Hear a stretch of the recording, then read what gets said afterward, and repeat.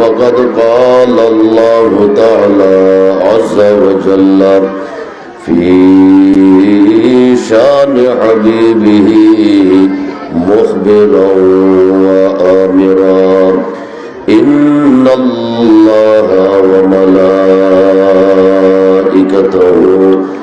يصلون على النبي يا أيها الذين آمنوا صلوا عليه وسلموا تسليما اللهم صل على سيدنا محمد وعلى آل سيدنا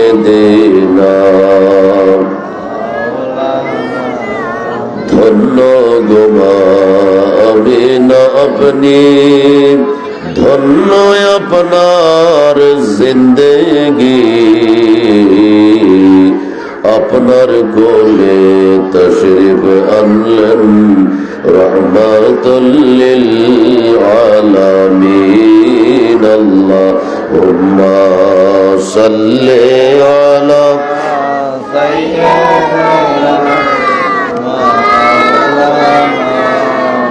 মুহাম্মদ ওয়া আলা আলি সাইয়্যিদিনা একটু মোহব্বতে পড়ি লা ইলাহা ইল্লাল্লাহ লা ইল্লাল্লাহ লা ইলাহা ইল্লাল্লাহ লা ইল্লাল্লাহ লা ইলাহা লা ইলাহা আল্লাহ আল্লাহ আল্লাহ আল্লাহ আল্লাহ আল্লাহ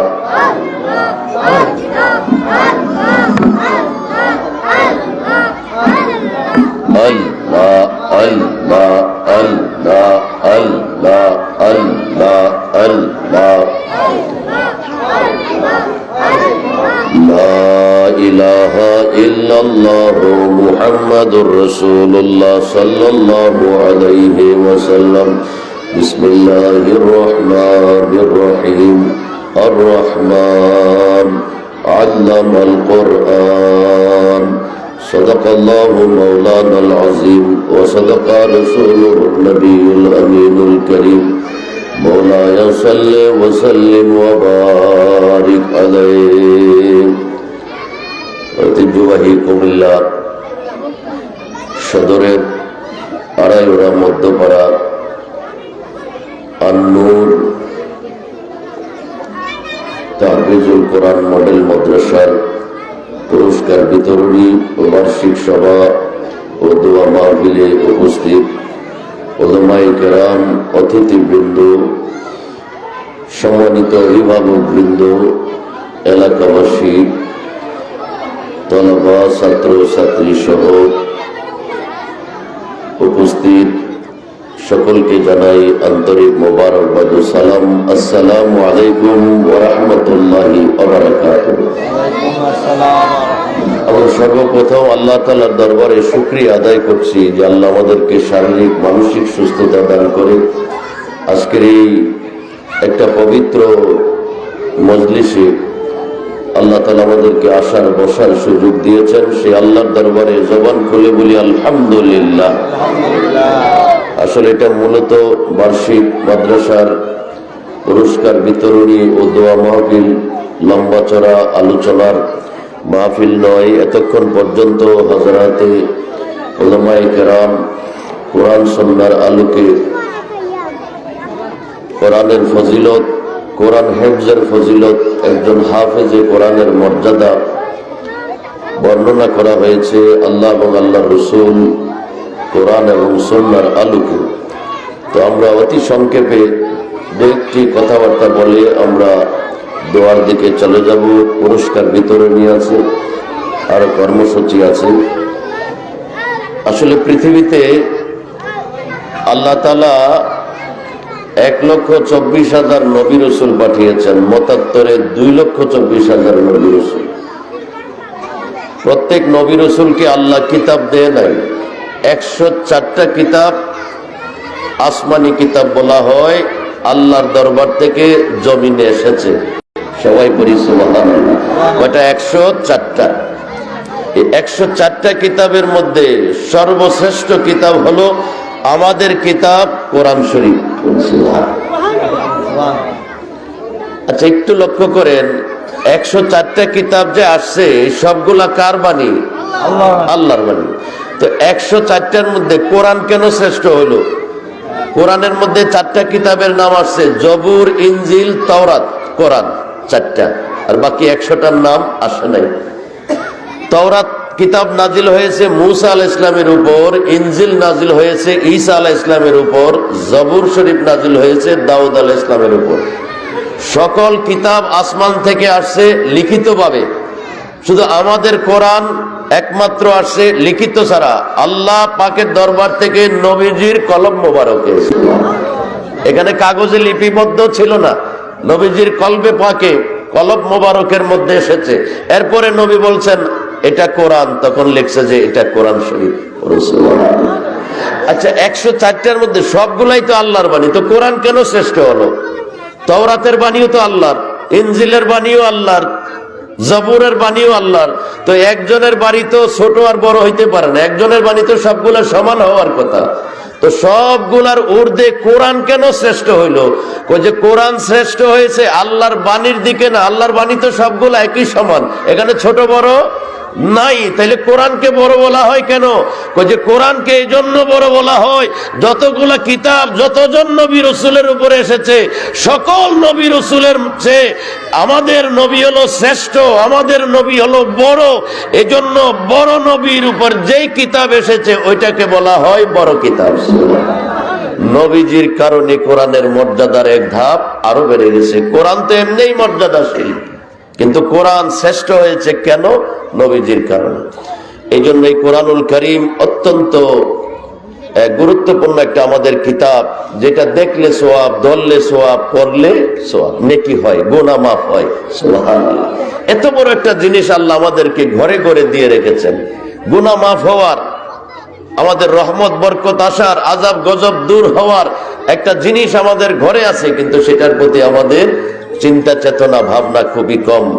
আল্লাহ তাআলার ইরশাদ করেছেন, নাহনু নাযালনা যিকরা ওয়া ইন্না লাহু লাহাফিজুন। আমি কোরআন নাজিল করেছি, কিয়ামত পর্যন্ত কোরআনের হেফাজতকারী আল্লাহ বলেন যে আমি নিজেই কোরআনকে হেফাজত রাখবো। আজকে দেখেন অনেকে কোরআনে হাফেজ হয়েছে এই মাদ্রাসা থেকে, তারা পুরস্কার নিবে। গোটা পৃথিবীতে প্রায় 800 কোটিরও বেশি মানুষ আছে, এর মধ্যে প্রায় 5 কোটিরও বেশি মানুষ আছে সারা পৃথিবীতে, 5 কোটিরও বেশি তারা কোরআনে হাফেজ। আল্লাহ তাআলা কোরআনুল কারীমে বলেছেন সূরা কমরের মধ্যে, ওয়ালাকাদ ইয়াসসারনা আল কোরআন লিযিকর। আমি কোরআনকে সহজ করে দিয়েছি। 3 বছরের বাচ্চা, 5 বছরের বাচ্চা, 7 বছরের বাচ্চা মুখস্থ করে ফেলবে 6666 আয়াত। 5 বছরের বাচ্চা, 6 বছরের বাচ্চা সিনার মধ্যে হেফাজত থাকবে।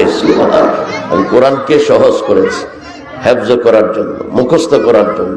এই জন্য ছোট ছোট বাচ্চাদের ব্রেন থাকে পরিষ্কার, তারা হেফজ করতে খুব সহজ হয়, তাদের সিনাটাকে আল্লাহ খুলে দেন। আমরা যখন বয়স্ক হয়ে যাই তখন আমাদের সবকিছুই বয়স্ক হয়ে যায়, অন্তরটারও বয়স বেড়ে যায়, তখন ধারণ করতে খুব কষ্ট হয়। এই জন্য ছোট ছোট বাচ্চা ছোট থাকতে কেন হেফজখানায় দেওয়া হয়? যে তার জেহেন শক্তি, হেফজ শক্তি, অন্তর, হৃদয় গুনাহ মাফ, সকল প্রকার খারাপি থেকে পুত পবিত্র। এই পবিত্র কোরআন এই পবিত্র সিনায় যখন পবিত্র সিনা পায় তখন কোরআন সিনার মধ্যে ঢুকতে সহজ হয়। এই জন্য আমাদের 6 বছরের বাচ্চারা হাফেজ হয়ে যায়, 5 বছরের বাচ্চারা হাফেজ হয়ে যায়। আমরা যখন মিশর আল আজহার ইউনিভার্সিটিতে পড়েছি তখন আমাদের জন্য 10 পারা হেফজ করতে হইতো। ফার্স্ট ইয়ারে 2 পারা 10 পারা, সেকেন্ড ইয়ারে 10 পারা, 4 ইয়ারে 10 পারা, আড়াই পারা করে 10 পারা মুখস্থ করতে। আমরা পাগলের মতো হয়ে গেছি।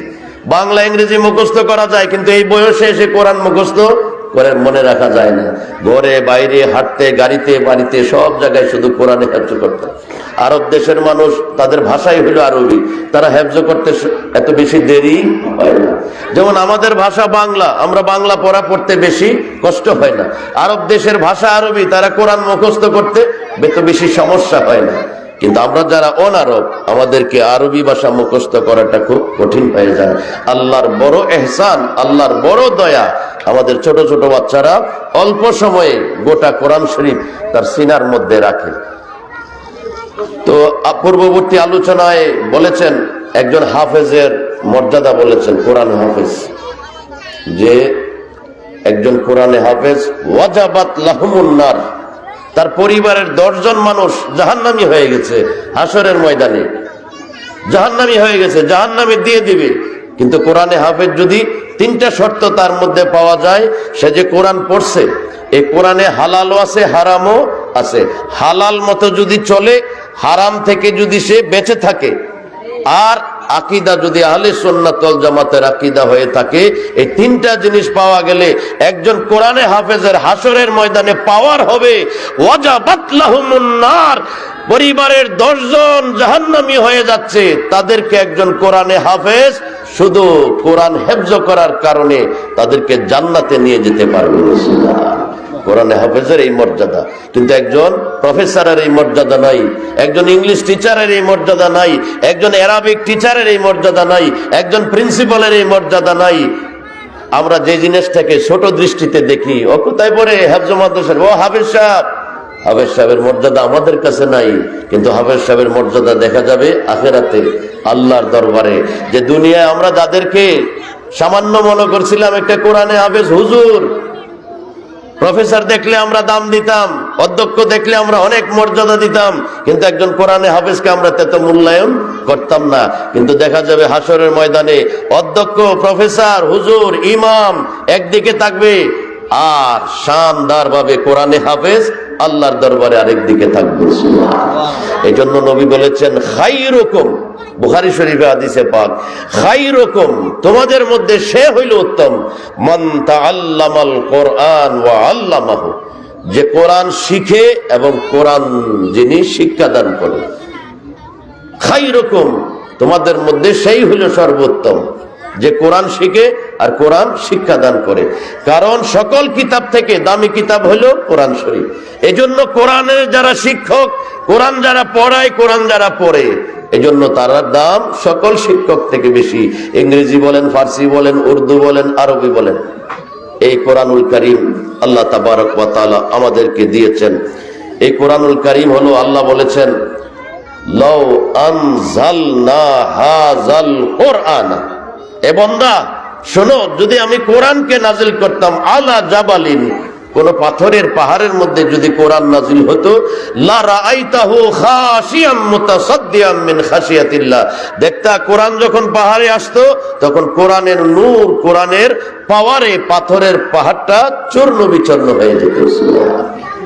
তাহলে এবার বলেন তো, কোরআনটাকে আল্লাহ পাথরের পাহাড়ে নাজিল না করে কোরআন নাজিল করেছেন কোথায়? আমার নবীজির কলব মোবারকের মধ্যে।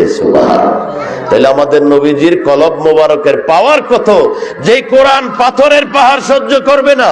আল্লাহ বলছেন পাথর চূর্ণ বিচূর্ণ হয়ে যেত, সেই কোরআনকে ধারণ করছে আমাদের নবীজির সিনা মোবারকের মধ্যে। সুবহানাল্লাহ। এই কোরআনে পাক আল্লাহ বলেছেন, হুয়া শিফাউন ওয়া রাহমাতুন, তোমাদের রোগ বিমার বালা মুসিবতের শেফা, ঔষধ হলো কোরআনুল কারীম।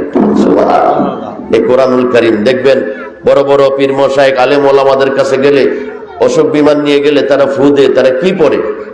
তারা মনে মনে চুপচাপ পড়ে। কি পড়ে?